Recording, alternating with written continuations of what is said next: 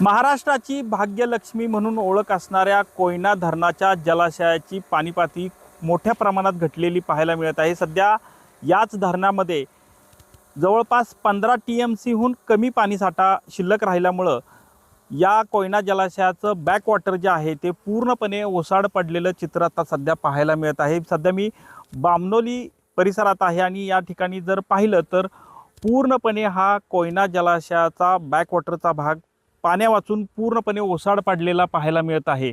खरं तर कोयना धरणापासून 80 ते 90 किलोमीटर बॅकवॉटरचा परिसर असल्यामुळं मोठ्या प्रमाणात या ठिकाणी निसर्गाची देणगी असं चित्र दरवेळी पावसाळ्यामध्ये पाहायला मिळत असतं। मात्र आता जर उन्हाळ्यात मे महिन्यात जर चित्र पाहिलं तर पूर्णपणे हा भाग ओसाड असा पाहायला मिळत आहे। प्रामुख्यानं एक महत्त्वाचं सांगायचं झालं तर या ओसाड पडले पाणी पातळी कमी झाल्यामुळं या भागामध्ये कसबा पेठ बामनोलीचे जुने अवशेष जवळपास 1952च्या आधी जी या ठिकाणी कसबा पेठ बामनोली जी होती ती या परिसरात वसलेली होती आणि आता जर पाहिलं तर मी त्याच परिसरात ह्या जे अवशेष आहेत त्या भागामध्ये आहे। आणि आता पाहिलं तर काही जुनी बामनोलीची बाजारपेठ असेल किंवा याच ठिकाणी जे जुनं मंदिर होतं हे मंदिर देखील आता दिसत आहे।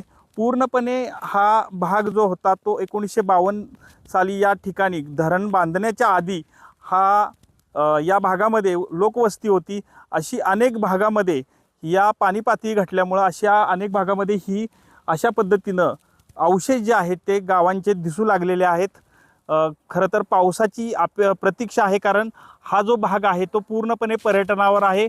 या भागात जर बोटिंगचा व्यवसाय देखील पूर्णपणे ठप्प झाला आहे आणि आता सध्या जर पाहिलं तर सध्या या ठिकाणचा शेतकरी असेल किंवा पर्यटन व्यावसायिक जे आहेत ते पूर्णपणे पावसावर या ठिकाणी अवलंबून असतात आणि या ठिकाणचं पर्यटन जे आहे ते दरवेळी या ठिकाणी मोठ्या प्रमाणात भरलेलं पाहायला मिळत आहे। सध्या हे अवशेष देखील या ठिकाणी पर्यटक पाहायला येताना आवर्जून पाहायला मिळत आहेत।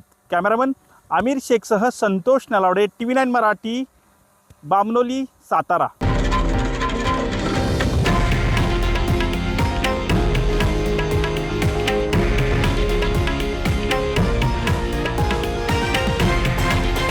हे आहे देशातील नंबर 1 न्यूज नेटवर्क आणि आपण पाहत आहात TV9 मराठी, एकमेव।